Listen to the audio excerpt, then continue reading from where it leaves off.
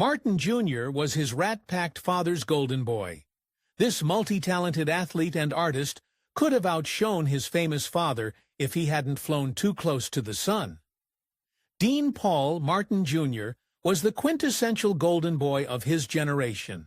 Not only did he inherit his father's famous good looks and effortless coolness, but he also proved to be a star in his own right. He was a talented musician and actor, a high-achieving professional athlete, and even a fearless fighter jet pilot.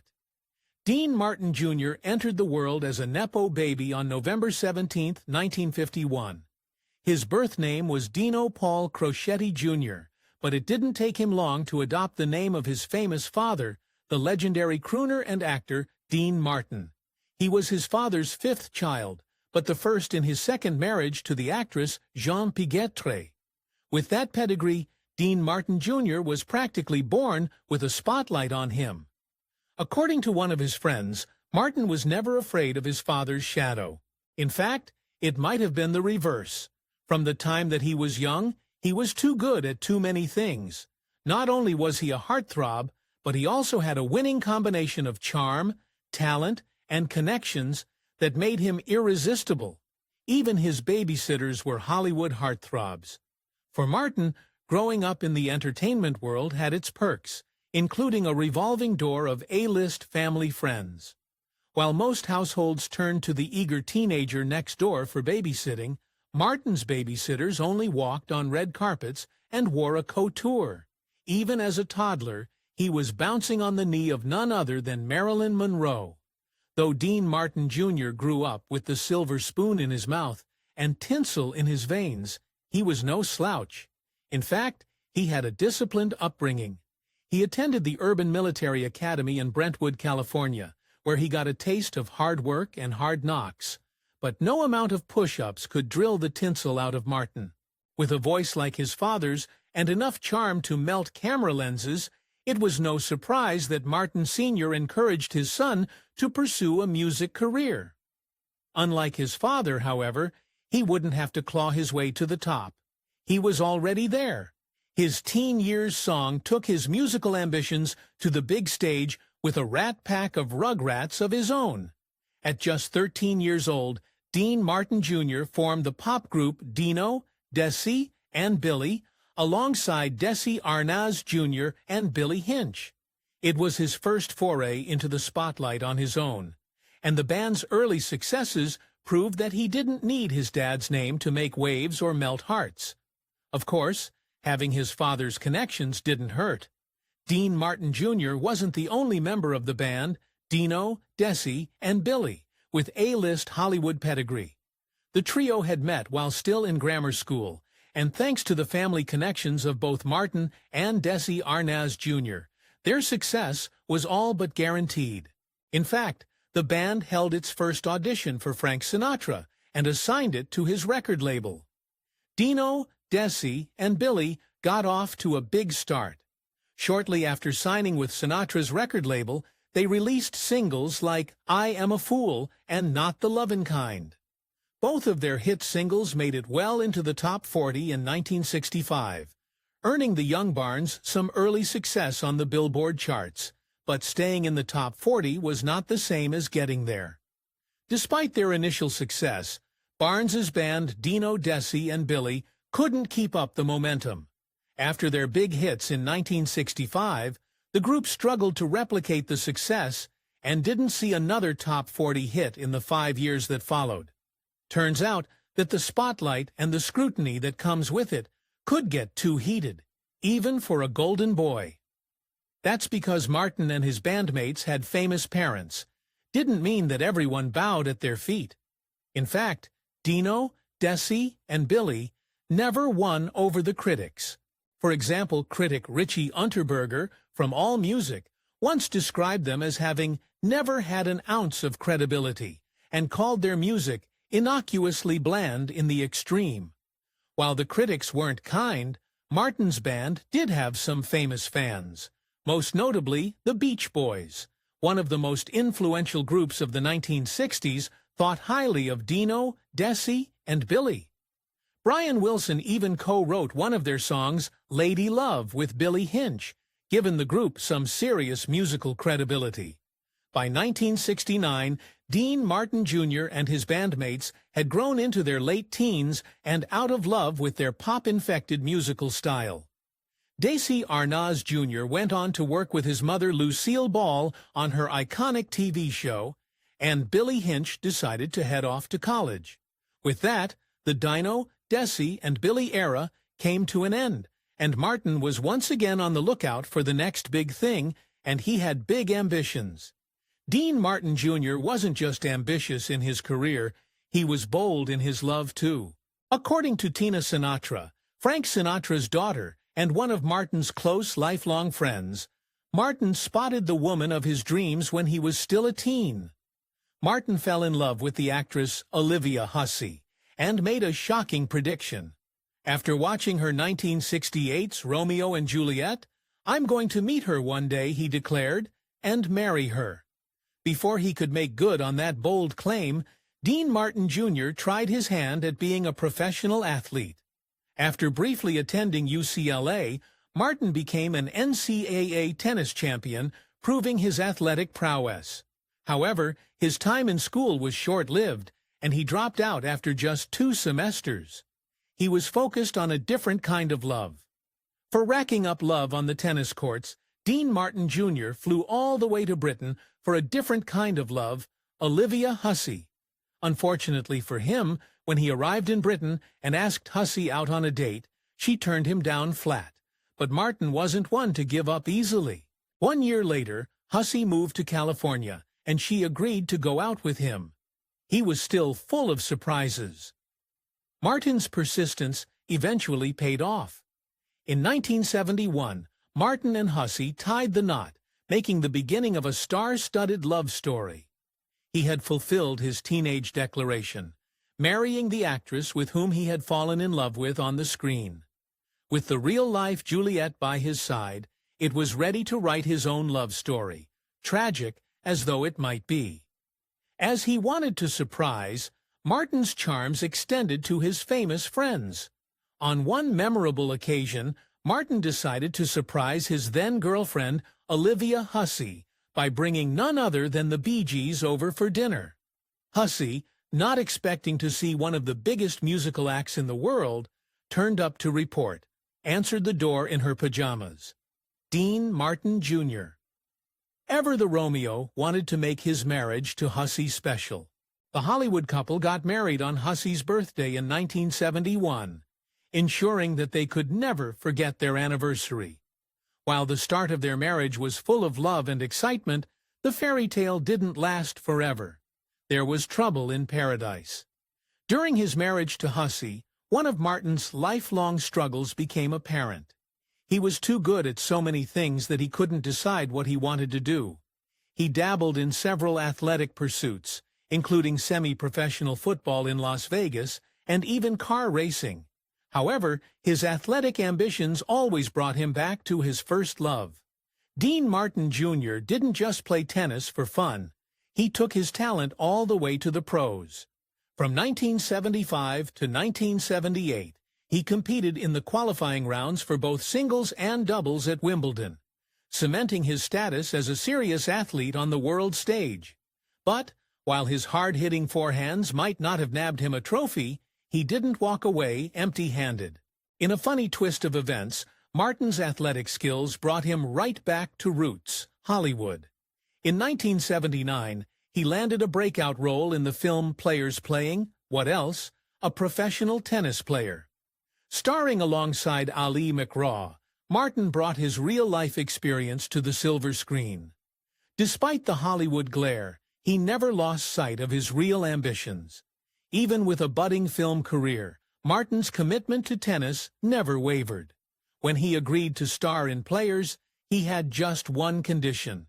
The shooting schedule couldn't interfere with his participation in major tennis tournaments. Whether it was his last name or irresistible charm, Hollywood agreed to film on his terms. Much to Martin's chagrin, Players was kind of a box office dud. But being the golden boy, he emerged from the minor debacle even shinier than before. His performance earned him a Golden Globe nomination for New Star of the Year and gaggles of new fans. He may not, however, have earned his place in Hollywood all on his own. Martin might not have earned his role in Players just because of his tennis skills and winning smile. Before his breakout role, Martin had already dipped his toes into acting. In 1967, he had an uncredited role in the film Rough Night in Jericho, alongside famous father Dean Martin. Whether he earned it all on his own or not, however, he was on his way to superstardom. Following Players, Dean Martin Jr. enjoyed mild success on the big screen. In 1985, however, he hit it big with a leading role in the television series Misfits of Science. The quirky oddball sci-fi series pitted him alongside a young Courtney Cox and had a successful 16-episode run. You might say that Martin was beginning to fly high. One of Martin's many passions in life, apart from tennis, racing, football, music, acting, etc., was flying. In fact, his love for flying had taken off early, literally. He earned his pilot's license at the age of just 16, and flying became one of his lifelong passions. What started as a hobby would soon lead to a new chapter in his already multifaceted life. In 1980, Dean Martin Jr. made a decision that took him farther away from the stars of Tinthal Town, but closer to the sun. He enlisted in the California Air National Guard, and by 1981, he had completed officer training and was commissioned as a second lieutenant with the U.S. Air Force. Unfortunately, his love life had already crashed and burned. In the late 1970s, though Martin's career continued to soar, his personal life hit some turbulence. In 1978, he and Olivia Hussey divorced after 7 years of marriage. They managed to keep the reasons for the split out of the news, but their once Hollywood-perfect romance had clearly come to an end. Fortunately, Cupid still had wings. Unsurprisingly, given his pen to genetic good looks and to winsome personality, Dean Martin Jr. didn't stay single for long, and his next pick might have been even more famous than he was. In 1982, he married the figure skater and Olympic gold medalist Dorothy Hamill in a ceremony that was as star-studded as it gets. Martin even wore his lieutenant uniform for the occasion, adding a touch of grandeur to the affair. It was a proud moment for one person in particular. Martin's career choices had taken him far from the world of entertainment, but he had his father's full support. At Martin's engagement party, Dean Martin proudly remarked, "I'd be proud even if he didn't become a jet pilot, because he's a good boy." But his closing statement foreshadowed trouble ahead. "He just doesn't know what he wants to be," Martin Sr. lamented. Decades after their glamorous wedding, Hamill still had nothing but kind words for Martin. In her memoir, she referred to him as the love of my life, and described their relationship as a passionate love affair. Despite the depths of their love, however, there was still something between them that they couldn't overcome. Though they loved each other deeply, Hamill and Martin's marriage faced challenges. Hamill revealed in her book that they both had a lot of growing up to do, which was difficult, while constantly traveling to different places for work. She admitted that their focus on their careers took a toll on their relationship, and they tried desperately to save it. As their marriage continued to deteriorate, Martin sought help from a psychiatrist, but it only revealed the real stressor in their marriage. Martin, the son of a celebrity, struggled with not having a career that allowed him to feel like the provider.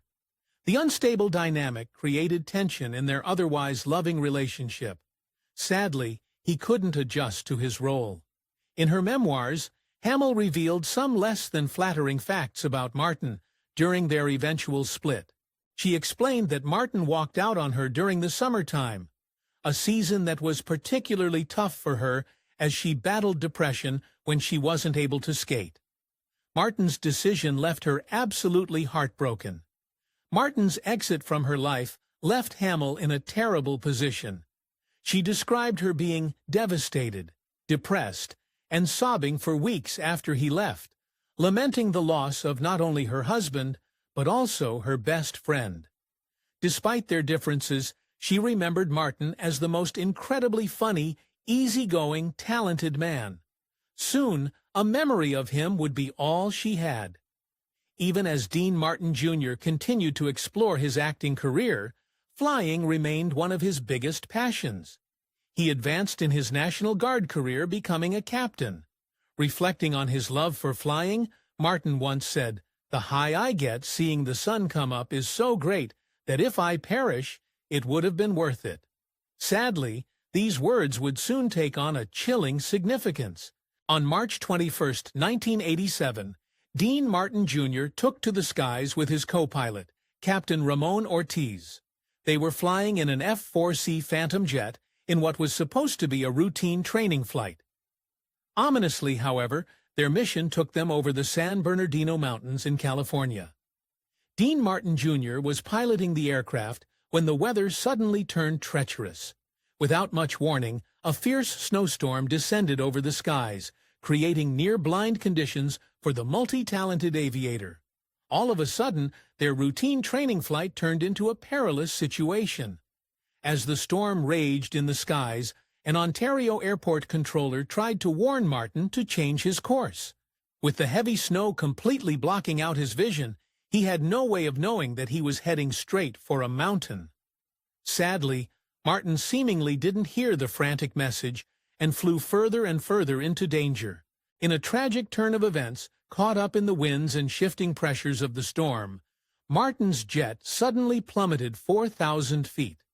Looking at an astonishing speed of 400 miles per hour, the plane slammed into the side of Mount San Gorgonio, sealing the fate of both men on board. But it would be days before anyone confirmed the tragedy. Search helicopters and planes had spent several tenths of days scouring the mountains for any sign of Martin's plane, yet came up with nothing. Meanwhile, Martin Sr. sat at home, frantically burning through one smoke after another, praying for the news that the search parties had found his son alive. His worst nightmare had come to life, and he felt the pain that his close friend Frank Sinatra knew all too well. It must have been nearly impossible for anyone to know what Martin's father was going through, but if someone did, it was Sinatra. A decade earlier, his mother had lost her life in a plane crash, yearly in the exact same area that Martin's plane had disappeared. Sinatra remained by Martin Sr.'s side as they anxiously waited for news. Martin Sr.'s daughter recalled Sinatra, voice shaking, saying, "If there's anything I can do, pal, anything at all." But despite his shared grief, there wasn't anything he could do. All they could do was wait for the phone to ring. When it finally did, Martin Sr. got the news he'd been fearing this whole time. Martin Sr. was willing to do anything to find his son, Dean Martin Jr. He even hired 2 psychics to help in the search. One touched Martin's flight suit and recoiled, saying that he was dead. The other pointed them towards San Gorgonio Mountain, the very same peak where Sinatra's mother had met her fate. 3 days after the plane went down, the search party approached the mountain and found what they had been looking for. Dean Martin Jr.'s aircraft lay demolished on the mountainside. There were no survivors. He was 35 years old, and the news devastated Dean Martin Sr. Dean Martin Jr.'s elaborate funeral reflected his Hollywood pedigree and status as a prince of Tinseltown. Fighter jets soared overhead in a traditional tribute, and over 200 people gathered to pay their respects to the fallen star. However, these weren't any ordinary guests. Martin's star-studded roster of friends and family turned out in force. The guest list at Martin's funeral was a who's who of Hollywood elite. Obviously, his father, Dean Martin, attended along with Rat Pack members Frank Sinatra and Sammy Davis Jr. Other big names in attendance included Jerry Lewis, Lucille Ball, and Martin's old friend, Desi Arnaz Jr., amongst other legendary figures. Then, Martin took his final bow. Even after his tragic and fiery accident, Dean Martin Jr.'s legacy continued to grow. Obviously, his athletic accomplishments still stood, but it was his on-screen accomplishments that truly outlived him. His last film, Backfire, premiered posthumously, only months after his crash, and gave audiences one last chance to bid farewell to their golden boy. Tragically, Martin's fatal accident occurred not long after he learned some personally devastating news. His ex-wife, Dorothy Hamill, had moved on with her life and remarried. Despite the sorrow that may have followed this news, Hamill later found solace in the fact that Martin was doing what he loved most when he passed on: flying. Dean Paul Martin had been the apple of his father's eye. Once rescue teams confirmed the Golden Boy's passing and the wreckage, Dean Martin Sr. was never truly the same. According to author William Keck, after the crash, the elder Martin became a shadow of his former self. He described it as like looking at a candle without a flame. In the book, Keck described Dean Martin Sr.'s final years as being filled with a quiet kind of sadness and longing for his son.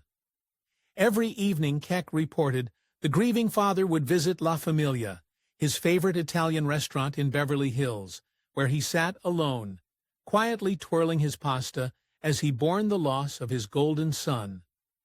Despite his untimely demise, those close to Dean Martin Jr. marveled at how much he had managed to achieve in his short life. His friend, Morgan Mason, reflected that Martin had a life fuller than most people 100 years old. In that regard, Martin's passing took on a bittersweet taste, as his loved ones imagined what more could have been. If you enjoyed this video, please like and subscribe for more. Thank you.